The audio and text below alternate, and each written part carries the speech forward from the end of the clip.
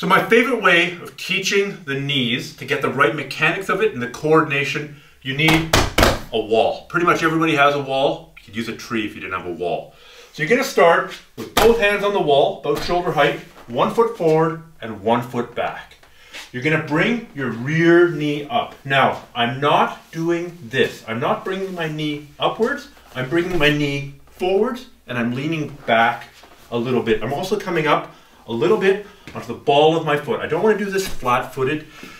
So flat-footed means you have less range, less power, and less mobility. So here, I'm going to bring my rear knee up and towards the wall. I'm leaning back.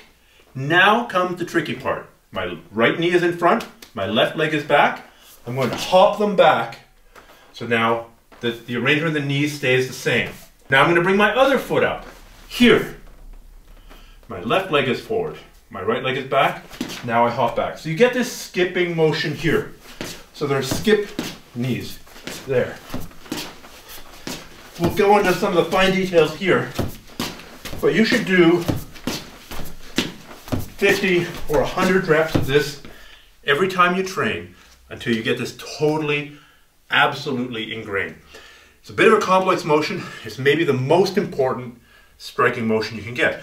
So you're hitting the guy with one knee, then you're hitting the guy with the other knee, you're hitting the guy with the other knee, and you're getting the power of your body behind it. So, common errors. Number one, bring the knee straight up. This is not the drill. It's not a marching band. You bring your knees forward. Mistake number one, not bring your knees forward. Mistake number two, not bringing your hips forward. Doing it like this. See how my body is staying slightly angled forward or upright? At the apex of the knee, I want my body leaning backwards. Here, now my body leans forward again, my body leans backwards. If my body's leaning backwards, it means that I'm pulling the person into me and that my hips are really coming forward. This is where you get the maximum power, the maximum range. This is all quadricep. This is all quadricep and your muscles tire out very, very quickly. Start using your body, you can generate a lot of power even when you're tired. Third mistake is not coming up on the ball of your feet. If you stay flat-footed, you don't have as much range, you don't have as much mobility. You come up on your knees, you can adjust much more easily if the person is moving around. You can be here and then move. If you're flat-footed, again, it's a white guy dancing syndrome. We don't want to be Oompa dancers here. We want to actually be mobile and respond to our opponent. Another common error, and this is probably the most common one, and there's really nothing to do here except work on it till you get it straight, is screwing up with which leg goes forward, which leg goes back. You are alternating legs here, right, left, right, left, right, left. So the leg comes up, and then both legs drop back. Think karate forward stance, knee, karate forward stance, knee.